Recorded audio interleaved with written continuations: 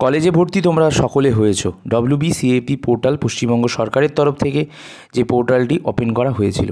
এবার এই পোর্টালে ভর্তি হওয়ার পর তোমরা অনলাইনে অ্যাডমিশনে অনেকে এডিট করতে পারছো না, অনেক ভুল তথ্য দিয়ে ফেলেছো।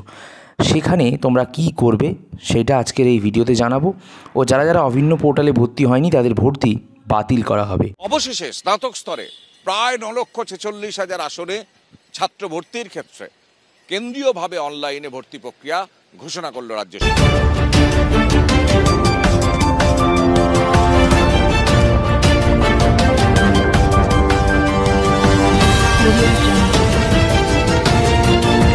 কিছুদিন আগে যখন WBCAP পোর্টাল অর্থাৎ সেন্ট্রালাইজ অ্যাডমিশন পোর্টাল খুলছিলে তখন তোমাদের ঠিক 3টি অপশান দেখাচ্ছিল। তো 3টি অপশান কী কী? Welcome to the centralise admission portal স্ক্রিনে দেখতে পাচ্ছ, আর you can search your preferred course programme institution, আর একটা অ্যাপ্লিকেশন উইল রিমেন 24শে জুন। তো 24শে জুন খোলার পর বলেছিল 7ই জুলাই অবধি চলবে। অনেকের ওটিপি ইস্যু হলো, ওটিপি আসছিল না, সেটা কিন্তু ঠিক হয়েছে। ইমেল অ্যাড্রেসে এবার ওটিপি, মোবাইল নাম্বারে ওটিপি আসতে শুরু করেছে। নম্বর অপশানের পর 5 নম্বর অপশানে তোমরা দেখতে পাচ্ছ first merit list and seat allotment will be published on 12/7/2024। প্রথম দফায় যারা যারা অনলাইনে ফর্ম ফিল আপ করেছে তাদের 12/7/2024 তারিখে merit list, first merit list বেরোবে। But now you can edit. 6 number option দেখতে পাচ্ছ, এডিট বা রেজিস্ট্রেশন বা অ্যাপ্লিকেশন এডিট করবার জন্য তোমাদের কিন্তু ডেট দিয়েছে 7/7/2024, অর্থাৎ রবিবার, এই জুলাই মাসের রবিবার 7 তারিখে বিকেল 4টে পর্যন্ত লাস্ট তোমরা এডিট করতে পারবে। এবার কীভাবে এডিট করবে দেখে নাও, আজকের ভিডিওতে সম্পূর্ণ দেখিয়ে দেবো। প্রথমে তোমরা WBCAP পোর্টাল ওপেন করলে প্রথমে একটা উইন্ডো আমি দেখালাম একটু আগে, এরপর লগ ইন পেজটা খুলে যাবে। লগ ইন পেজ খুললে সবার প্রথমে দেখো ইউজার আইডি রয়েছে, ইউজার আইডি, সেখানে user ID, valid user ID দেবে এবং পাসওয়ার্ড দেবে, কিংবা তোমরা ওটিপি দিয়েও লগ ইন করতে পারো। তো এরপর তোমাদের এই ফর্মটা ওপেন হয়ে যাবে এবং ফর্মটা ওপেন হলে তোমাদের দেখবে একদম সেম টু সেম এরকম সেম ফর্ম, এবং তোমরা ফর্মের পাশে কোন কোন কোর্সে অ্যাপ্লাই করেছো, ডান দিকে সমস্ত ডিটেলস, পার্সোনাল ডিটেলস সব কিন্তু লগ ইন করার পর এই পেজে খুলে যাবে। এরপর তোমরা কি করবে, একদম ডান দিকে দেখতে পাচ্ছ এডিট অপশান, এই এডিট অপশানে ক্লিক করবে এবং তোমরা চাইলে কোনো কোর্স, কোনো মেল, তারপর পাসওয়ার্ড চেঞ্জ করতে পারো, নিজেরা ফটো চেঞ্জ করতে পারো এবং প্রোফাইল তোমরা এডিট করতে পারো। ঠিক আছে, তো প্রোফাইলে ক্লিক করবে, দেখো একদম ডান দিকে 3 নম্বর ছবিটা, এডিট প্রোফাইলে ক্লিক যেই করবে তোমরা কিন্তু এরপর পেজে ঢুকে যাবে এবং সেখান থেকে ঢুকে এডিট করে নিতে হবে।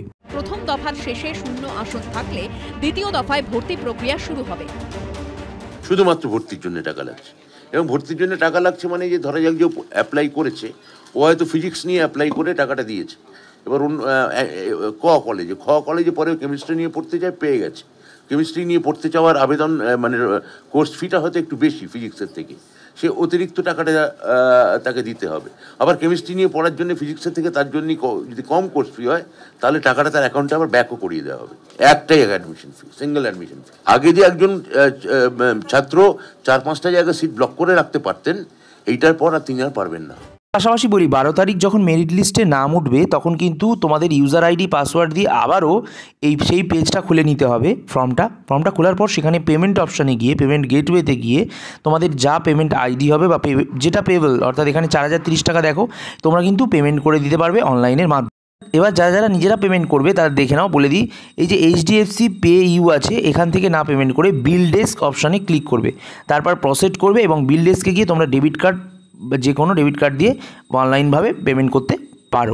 পাশাপাশি আরও একটা তথ্য জানাই যে অভিন্ন পোর্টালে যারা যারা ভর্তি হচ্ছেন না, এই নিয়ে কিন্তু একটা শিক্ষা দপ্তর সমীক্ষা শুরু করেছে। প্রতিটা স্কুলের উচ্চ মাধ্যমিক পাশ করা পড়ুয়াদের ডিটেলস চেয়েছে হেড স্যারদের কাছে এবং হেড স্যাররা জানিয়েছে যে সেটা দেবে। তো পোর্টালের মাধ্যমে যারা উচ্চশিক্ষায় ভর্তি হচ্ছে না তাদের মানে ভর্তি তো বাতিল করা হবে অন্যভাবে ভর্তি হতে চাইলে, এবং এর পাশাপাশি কেন হচ্ছে না সেটা দিয়ে খতিয়ে দেখতে বলা হয়েছে। তারা কি পড়াশোনা ছেড়ে দিচ্ছে, নাকি তারা ভিন রাজ্যে চলে যাচ্ছে, কী করছে সেটা কিন্তু খতিয়ে দেখতে বলা হয়েছে বারংবার প্রশাসনের কাছে।